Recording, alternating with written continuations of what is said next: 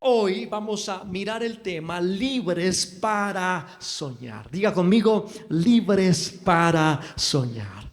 Salmos 126, versículo 1 al 3, dice: cuando Jehová hiciere volver la cautividad de Sión, seremos como los que sueñan. Entonces nuestra boca se llenará de risa y nuestra lengua de alabanza.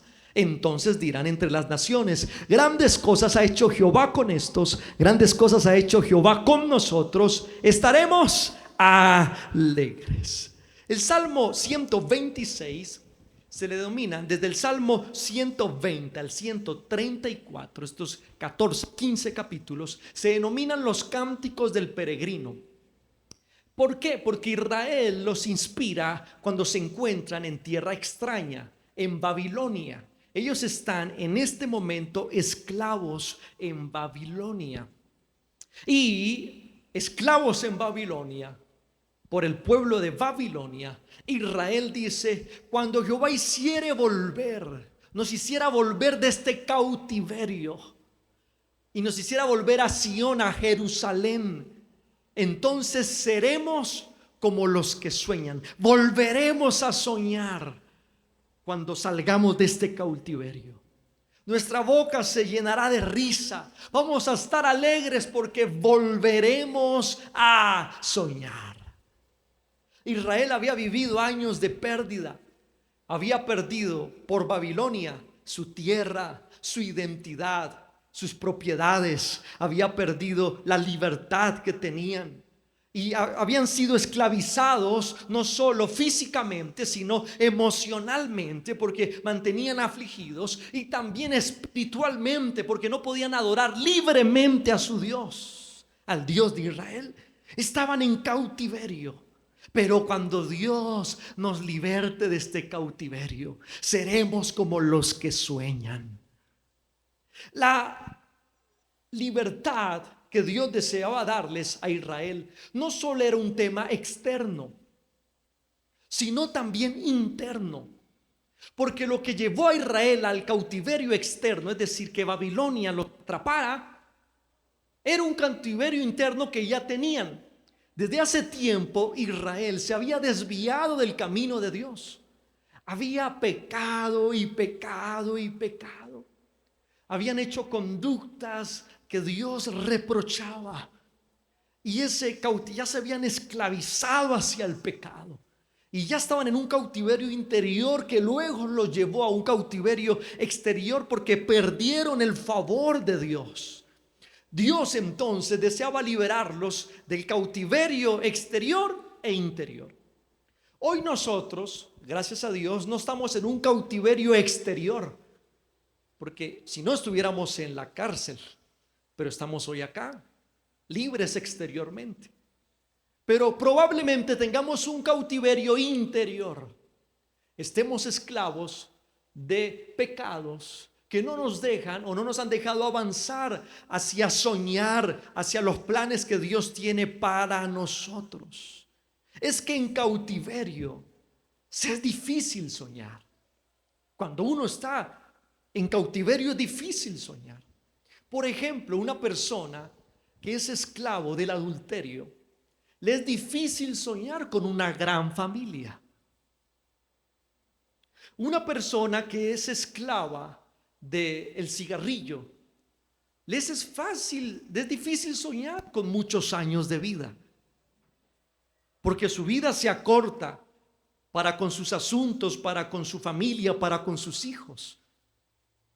Una persona que es esclava, por ejemplo, de la negligencia, le es difícil soñar con una gran empresa, con un camino próspero. Entonces el cautiverio, la esclavitud nos quita, nos rapta, nos usurpa la capacidad de soñar. Por eso Dios desea que seamos libres, libres para soñar. Amén. Libres para soñar. Ahora, hay 5 características importantes de una persona que está libertado para soñar. Pero hay pecados que se meten ahí para quitarnos esa cualidad. Y vamos a ver 5 cosas que recurrentemente en la Biblia se mencionan, que el pueblo de Dios cayó recurrentemente, y cómo nosotros hoy podemos, entonces, teniendo este conocimiento, avanzar hacia un mejor comportamiento. Primer cualidad: corazón humilde. Los humildes sueñan, pero hay un pecado que arranca la humildad, y es el orgullo. El orgullo es cuando el hombre se pone en el lugar de Dios. Desde Génesis hasta Apocalipsis, el orgullo aparece como raíz de la caída humana. Por ejemplo, Adán y Eva. Adán y Eva deciden allá en el huerto del Edén tomar del fruto prohibido, y deciden hacerlo porque ellos dicen: yo sé que es lo bueno, y desplazan la voluntad de Dios por su voluntad. Eso es orgullo. Orgullo es no dependencia de Dios. Orgullo, a veces hay personas que lo manifiestan con sus palabras, pero hay otros que no necesariamente lo manifiestan, pero su conducta muestra orgullo. Por ejemplo, una persona que no ora todos los días es una persona que le ha dado lugar a su orgullo, porque está diciendo: yo no necesito la dirección de Dios para este día. Yo puedo solo en este día. Yo soy autosuficiente. Una persona que no lee la palabra diariamente, que no tiene contacto, así sea con un texto bíblico, entonces está diciendo: yo no necesito el consejo de Dios para este día. Yo puedo con mi propio consejo o con los consejos de otras personas. El orgullo nos hace independientes de Dios. Proverbios 16:18, un texto muy interesante. Coloquemos la atención. Dice: antes del quebrantamiento es la soberbia, y antes de la caída la altivez de espíritu. Israel confió más en su fuerza, en sus alianzas y en su conocimiento que en Dios. Israel dijo: pues nosotros estamos aliados con unos pueblos, estos pueblos nos van a ayudar a vencer a esos demás pueblos. Hemos avanzado en conocimiento, en estrategia, hemos avanzado en muchas cosas, no necesitamos de Dios. Pero la Biblia dice en un salmo que se olvidaron de este principio: si Jehová no guarda la ciudad, en vano vela la guardia. Si Jehová no guardare la ciudad, en vano vela la guardia. Se olvidaron de principios como esos. Si Dios no guardare nuestras vidas, entonces en vano vela todas las alarmas que podamos colocar. Dios, debemos depender cada vez más del Señor. Saben que hay la historia de una mujer, de una joven que fue criada en una cuna cristiana, pero el orgullo invadió su corazón y empezó a tener rebeldía, una rebeldía a un alto nivel. No volvió a la iglesia, no volvió a buscar a Dios. Un día ella emprende un viaje con unos amigos en su carro, pero sus padres llegan y iban como a una especie de camping, y meten algunos elementos para cocinar, cosas para cocinar en la bodega, entre ellos un panal de huevos. Y antes de salir, su padre le dice: hija, ¿por qué no oras a Dios para que los guarde de ida y de regreso? Y esta hija le responde a su papá: yo no necesito a Dios para ir y regresar. Si Dios quisiera ir con nosotros, que se vaya en la bodega, en el baúl. Emprenden el viaje y tienen un tremendo accidente. Lo curioso de este accidente es que todas las partes del carro quedaron averiadas, excepto el baúl de ese carro, a tal punto que el panal de huevos siguió intacto. Sí necesitamos a Dios. Vuelvo a repetirlo, sí necesitamos a Dios en nuestra vida. Amén.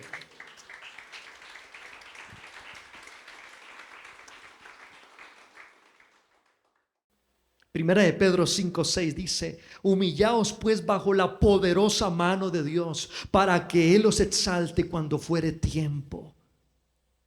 Necesitamos humillarnos delante de Dios.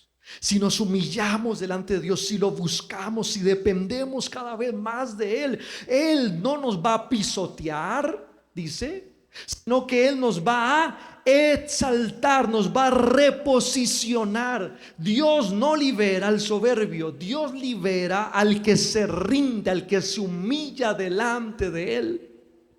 ¿Cuántos hoy desean humillarse delante de Dios? Amén. La segunda cualidad de alguien que sueña, que está libre para soñar, es un corazón entregado. El pecado recurrente en la Biblia que nos quita entrega es la idolatría. La idolatría es cuando algo ocupa el lugar que solo Dios merece. No siempre se trata de estatuas, de imágenes, la idolatría. También muchas veces fue la seguridad, el poder, la comunidad, el éxito, lo que se formó en un ídolo para Israel. Salmos 81, 11 al 12 dice: pero mi pueblo no oyó mi voz, e Israel no me quiso a mí. Los dejé por tanto a la dureza de su corazón, caminaron en sus propios consejos. Israel adoró a Dios, pero confió en otras cosas con su corazón. Y eso es lo que pasa a veces con muchas personas, que dice la Biblia que de labios me honran, pero su corazón está lejos de mí. Muchas personas dicen creer en Dios, pero no lo afirman con su conducta, no lo afirman con su comportamiento, no avanzan en su voluntad. Dicen creer en Dios a su manera. Pero Dios desea que tengamos una entrega total y que los ídolos podamos nosotros desterrarlos de nuestra vida. ¿Saben que hay personas que se convierten en ídolos? Si usted le ha dicho a su noviecito: es que no puedo vivir sin ti, ya lo convirtió en un ídolo. Y le va a costar ser libre para soñar. No, usted sí puede vivir sin él o sin ella. Con el único que no podemos vivir es si Dios nos falta. Amén.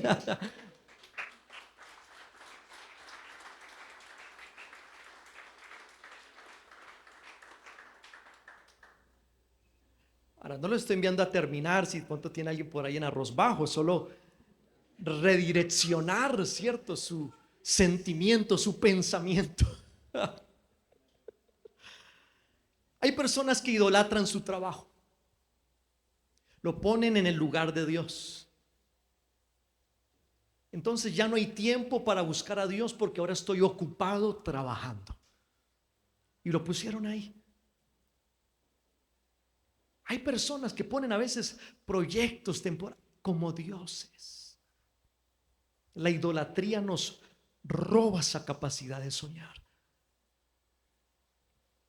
La idolatría siempre promete libertad, pero termina produciendo esclavitud. Esclavitud.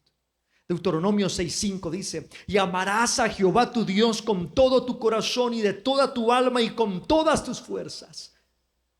¿Me ayudan a leerlo nuevamente? Amén. Y amarás a Jehová tu Dios de todo tu corazón y con toda tu alma y con todas tus fuerzas. La libertad no está solamente en quitar ídolos, sino en volver a amar correctamente a Dios. Cuando Dios vuelve al centro, todo lo demás encuentra un lugar. Pero cuando Dios está en el centro, cuando Dios está en el centro, todo lo demás encuentra un lugar, encuentra un equilibrio.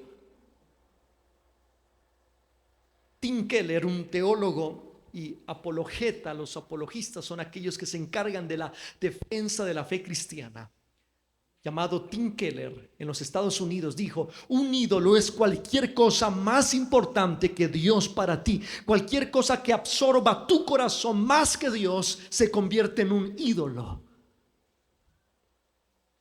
Somos libres para soñar cuando Dios vuelve a ser nuestro mayor anhelo, nuestro mayor deseo. Tercero, corazón generoso. Es la cualidad de una persona libre para soñar, pero lo que nos quita ese corazón es la avaricia. Es un pecado recurrente en la Biblia, la avaricia. La avaricia es cuando el corazón se ata a cosas materiales. Dice primera de Timoteo 6:10, porque raíz de todos los males es el amor al dinero, el cual codiciando algunos se extraviaron de la fe y fueron traspasados de muchos dolores.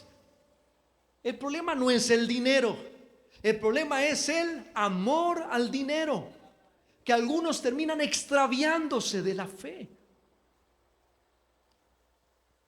Hay personas a veces, en ocasiones, que por ganar un poco más descuidan a Dios. No puedo volver el domingo a mi grupo, no puedo volver a servir por ganar más dinero.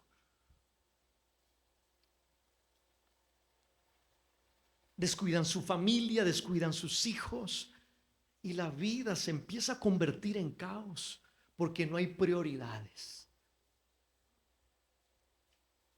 Pero entonces, si Dios está en primer lugar, entonces podremos nosotros seguir avanzando para soñar. Dice que un corazón avaro no sueña con el reino, solo sueña en acumular. ¿Cierto? No sueña con el reino de Dios, con la obra de Dios, con su familia, ¿cierto? Solo en acumular y acumular y acumular y acumular. Y entonces una persona que tenía esto, Jesús refirió una parábola y le dijo: necio, tanto que has acumulado, si hoy vienen por tu alma, ¿tú qué harías?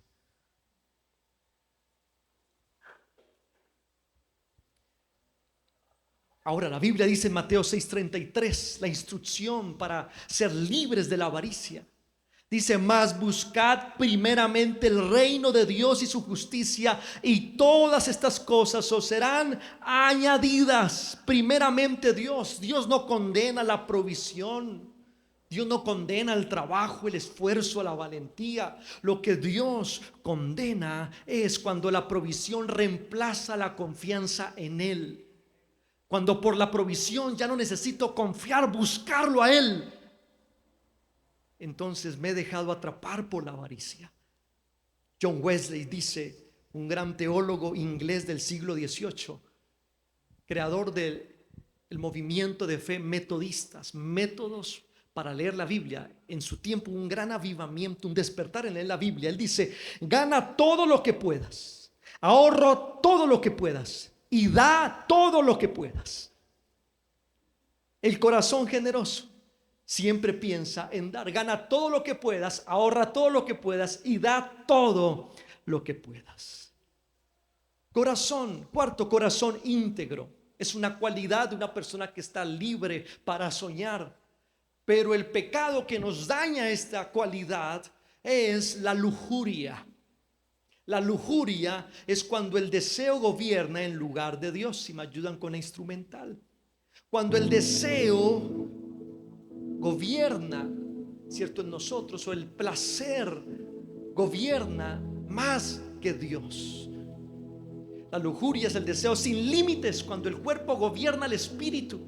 Una persona dejada, llevada por sus instintos, por lo que desea, por sus sentimientos, el placer.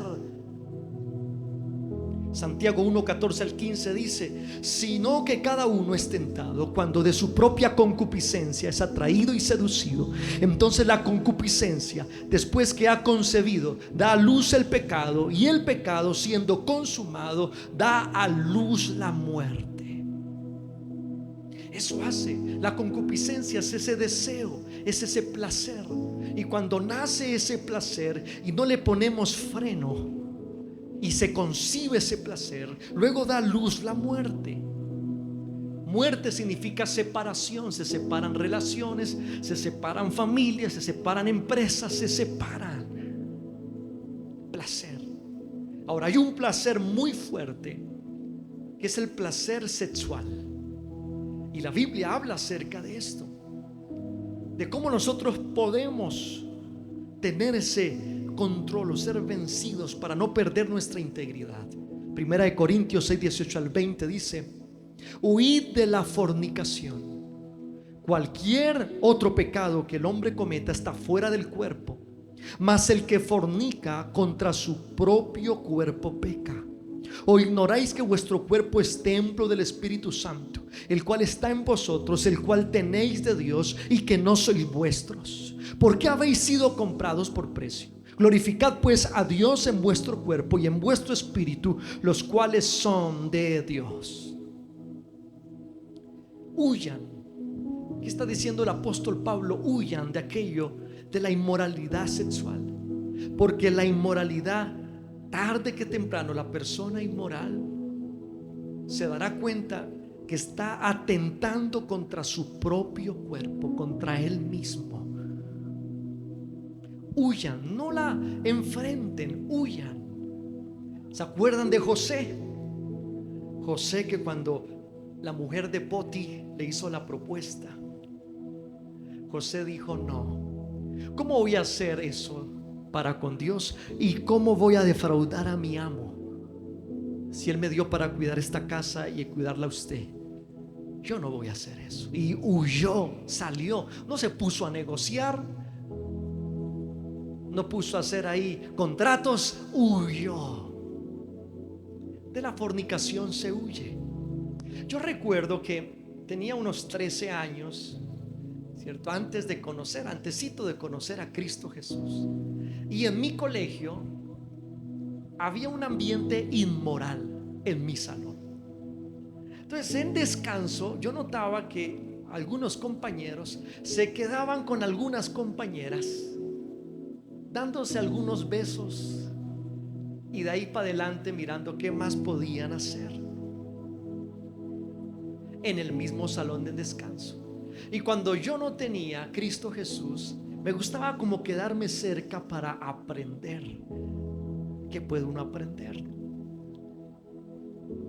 Pero una vez recibí a Cristo Jesús en mi corazón, yo sabía que ya tenía que huir.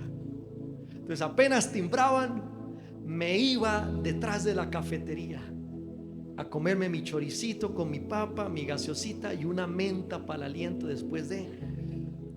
Pero detrás de la cafetería estaba preescolar, y preescolar era todo inocencia. Entonces huía de la fornicación. Hay que huir. La libertad no es ausencia de deseo, esta frase interesante, sino deseos redimidos por Dios. No se trata de nunca sentir tentaciones, se trata de no satisfacerlas. Y cuando eres libre, Dios te da ese poder, ese dominio propio para avanzar en esa libertad y vivir en libertad. Pero lo quinto es un corazón lleno de fe, esta cualidad. Corazón lleno de fe. Pero el pecado que arranca este corazón es la incredulidad. La incredulidad es cuando la confianza en las promesas de Dios se pierde.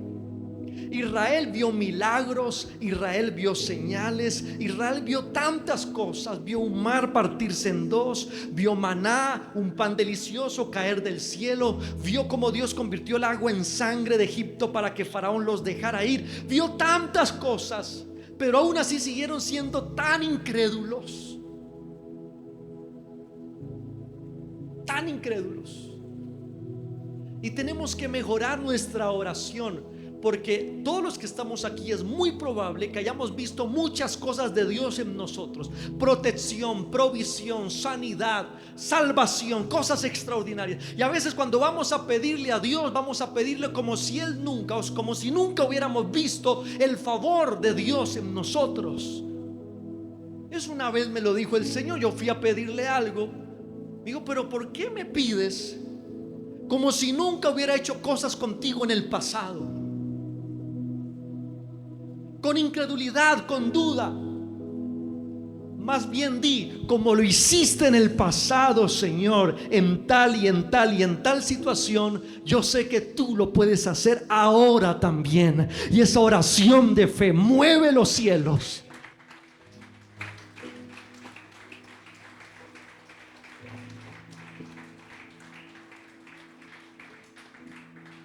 Pero Israel no. Israel sentía hambre y lo que hacía era quejarse. Tenemos hambre aquí en el desierto.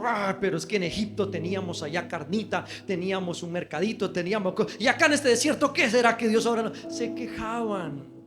El incrédulo es quejumbroso, se queja. En vez de decir: Dios, si en Egipto lanzaste ranas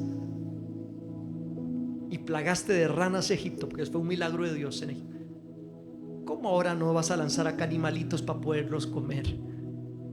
Pero que no sean ranas, Señor, que sean cosas más deliciosas. Esa era la oración correcta de Israel que tenía que hacer, pero no lo hicieron. Se quejaban, incrédulos. Y dice la escritura que de esa generación que salió de Egipto, algunos dicen que fueron 5 millones, otros dicen 2.5 millones, otros dicen que no alcanzaron el millón. Perfecto, miles de personas que salieron de Egipto. De esa generación, solo los de 20 años hacia abajo entraron a la tierra prometida, y los de 20 años hacia arriba murieron en el desierto porque les faltó fe, porque fueron incrédulos. Hebreos 3, 16 al 19 dice: ¿quiénes fueron los que, habiendo oído, le provocaron? Está hablando de los 20 años hacia arriba. ¿No fueron todos los que salieron de Egipto por mano de Moisés? ¿Y con quienes estuvo él disgustado 40 años por su incredulidad, por su queja? ¿No fue con los que pecaron, cuyos cuerpos cayeron en el desierto? ¿Y a quienes juró que no entrarían en su reposo, sino a aquellos que desobedecieron? Y vemos que no pudieron entrar a causa de incredulidad. La instrucción del Señor, Habacuc 2:4 dice: he aquí que aquel cuya alma no es recta se enorgullece, más, ¿qué dice? Más el justo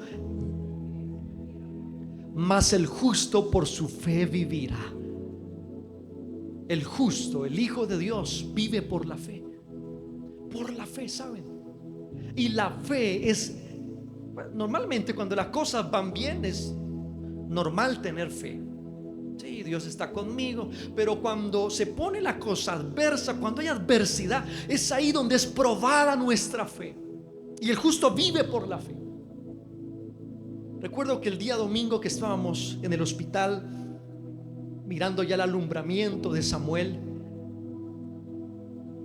mi esposa entraba a las 10 de la noche en el quirófano por cesárea, que primero Santiago decía por cesárea, este también tenía que ser por cesárea. Muy bien, a las 10 de la noche entraba, y a las 10 de la noche se llenó el quirófano. No había salas posparto, y le tocó a mi esposa esperar hasta las 7 de la mañana. Solo que como era cesárea y la segunda, había una condición especial en ella, que no podía esperar dilatar mucho tiempo, porque podía ser peligroso el tema del útero y bueno, más cosas. Podía ser peligroso. Y cuando se llena, entonces fuimos a hablar con la ginecóloga, con los especialistas, y le dijimos: miren, mi esposa no, pero no podemos hacer nada. Bueno, pero si sucede alguna urgencia tienen que enviarla a otro lugar, pero de pronto nos la devuelven. Y empezamos en un tema, una angustia, y nos pusieron en una camilla, en una habitación, y ahí yo en esa silla arriba sintiéndome impotente, porque ¿qué más puede hacer uno? Empecé a adorar a Dios, a exaltar a Dios, a cantar. Y en medio de esa dificultad, donde ¿cuáles son los pensamientos que vienen? A mí me venían pensamientos como que tu hijo va a morir, o les van a decir en el mejor de los casos, la esposa o el hijo, ¿qué prefiere usted? O en el peor de los casos, los dos sin vida. Bueno, se empelicula también, pero la oscuridad está ahí alimentando eso. Pero en ese momento yo empecé a adorar, a exaltar al Señor, a bendecirlo. Y yo le dije: Señor, tu palabra dice que bendito será el fruto de nuestro vientre. Mi hijo es bendecido y mi esposa es bendecida. Yo vivo por la fe. Y dentro de las muchas cosas que hice fue cerrar mis ojos y decirle: Señor, porque la fe imagina las promesas de Dios. Entonces yo empecé a imaginarme y dije: Señor, me imagino el día de mañana a las 7 mi esposa entrando primera por el quirófano. Me imagino que Samuel aguanta, y le puse las manos ahí al estómago y Samuel, no puedes salir ahora, tienes que quedarte ahí esta mañana. En nombre de Jesús, deja de ser inquieto. Entonces le puse la mano a mi esposa. Y el Señor, y me imagino que la entran al quirófano y luego salen, y así como Santiago me pasan a Samuel en mis brazos y lo puedo tener, y luego voy a ver a mi esposa, y luego al otro día nos van a dar salida porque todo salió bien. Señor, ya mis ojos lo ven, y empecé a imaginármelo, empecé a graficarlo en mi mente, a visionarlo, y me empecé a llenar de gozo, de esperanza, empecé a sonreír. La paz de Dios me invadió, y gracias a Dios todo salió bien, porque el justo vivirá por la fe. Amén. Mas el justo vivirá por la fe. Martín Lutero, el gran reformador espiritual del siglo XVI, dice: la fe es una confianza viva y atrevida en la gracia de Dios. Dios restaura la capacidad de soñar cuando no confiamos, cuando confiamos en Él y no le ponemos cuidado a las circunstancias. Cuando decidimos creerle más a Él que a las circunstancias, Dios restaura esa capacidad de soñar en nosotros. Así que el Salmo 126 termino diciendo: cuando Jehová hiciere volver, ese primer pasaje bíblico, ¿me ayudan a leerlo? La cautividad de Sión, seremos como los que sueñan.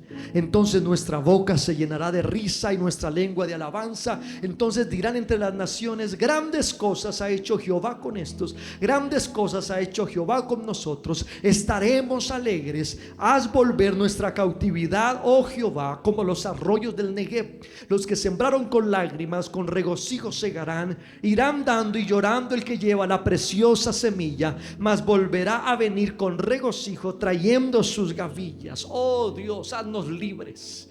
Israel decía: haznos libres, Dios, porque si nos haces libres, volveremos a ser como los que sueñan. Y entonces al soñar nos llenaremos de alegría, de gozo, estaremos alegres. Y aquellos padres que sembraron con lágrimas este exilio, este cautiverio, volverán nuevamente con regocijo trayendo los frutos de la libertad que Dios nos ha dado. Amén. Y esa es la promesa también para todos nosotros. Y quiero invitarte a estar en pie.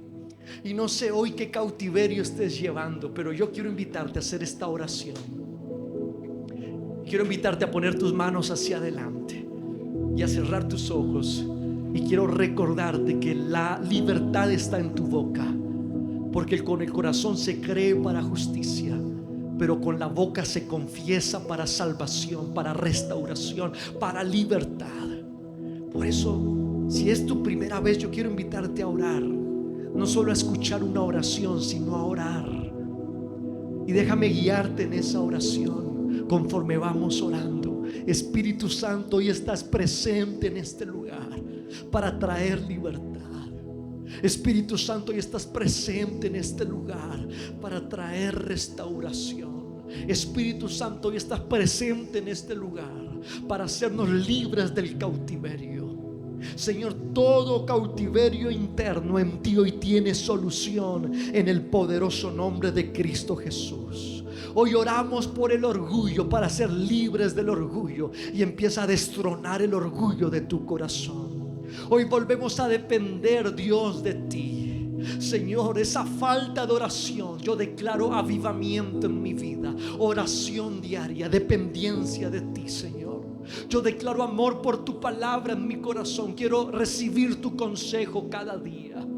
Señor, yo quiero depender más de ti, Padre. Venir los domingos, Señor, a depender y escuchar tu consejo para vivir una gran semana. Yo quiero, Señor, depender de tu presencia. Yo quiero depender más de Dios. Quiero romper el orgullo en mi corazón, Señor. Eso que me hace creer que soy autosuficiente, que yo lo puedo todo. No, yo no lo puedo todo. Todo lo puedo en Cristo que me fortalece, Señor. Hoy, Padre, mi humildad se sincroniza a ti en el nombre de Jesús. Pero también destrono la idolatría. Destrono la idolatría de mi corazón, Señor. Volvemos, Padre, a ti, a adorarte a ti, a amarte a ti. Todo ídolo hoy, Señor, lo destronamos.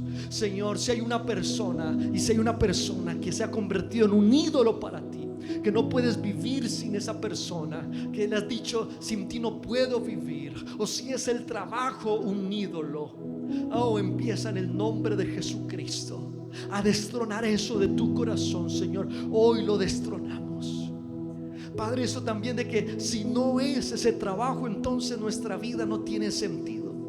Si no es esa empresa, nuestra vida no tiene sentido. Señor, ayúdanos a destronar ídolos que hemos armado, Señor, en nuestro corazón, en el nombre poderoso de Cristo Jesús. Y si tenemos ídolos también en nuestra casa, Señor, imágenes que nos han hecho confiar más en esa imagen que en ti, Padre, ayúdanos a destronarlo en el nombre poderoso de Cristo Jesús. Hoy volvemos a adorar a Dios, hoy volvemos a amar a Dios, pero también la avaricia. Señor, rompe la avaricia en nuestros corazones. Rompa la avaricia en cada vida. Que volvamos a confiar en tus promesas, que volvamos a confiar en tu palabra, que volvamos a confiar, Señor, en ti. Hoy oramos, Padre, rompe la avaricia, ese deseo de acumular, olvidándonos, Señor, de tu reino, olvidándonos de nuestra familia, inclusive olvidándonos, Señor, de muchas cosas. Padre, ayúdanos, Señor, a través de la provisión, no descuidar al que provee. Primero el que provee, luego vendrá la provisión, Señor. Padre, corazones ávaros hoy se rompen en el nombre poderoso de Jesucristo. Señor, la lujuria, hoy se rompe la lujuria, Señor. Ese deseo pecaminoso, ese de placer, Señor. Y hoy nos hablabas de la fornicación. Rompe eso en cada vida, en cada mente, en cada corazón.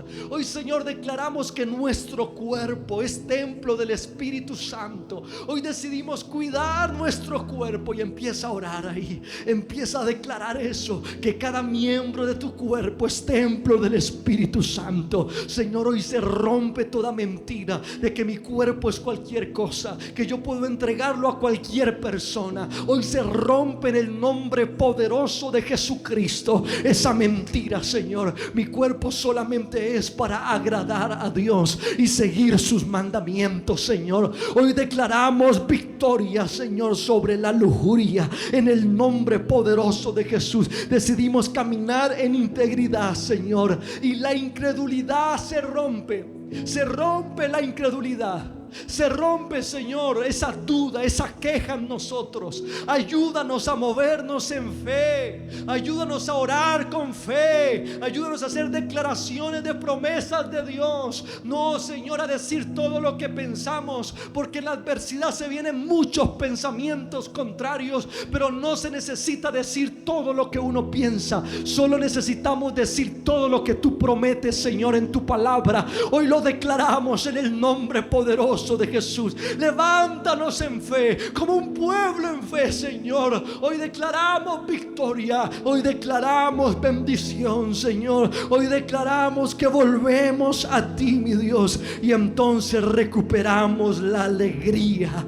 Alabado sea el Señor. Y empieza ahí con los ojos cerrados a sonreír, porque la libertad está ahí en tu vida, porque donde está el Espíritu de Dios, ahí hay libertad, dice su palabra. palabra, ahí hay libertad en tu vida, porque ahí está el Espíritu de Dios. Y entonces estaremos alegres y seremos como los que sueñan. Gracias, Señor, por los sueños que estás inspirando en esta temporada en nuestro corazón, porque nos encaminaremos hacia eso en el 2026 y cantamos al Señor. Padre, gracias te damos, porque fiel y bueno eres tú, Señor.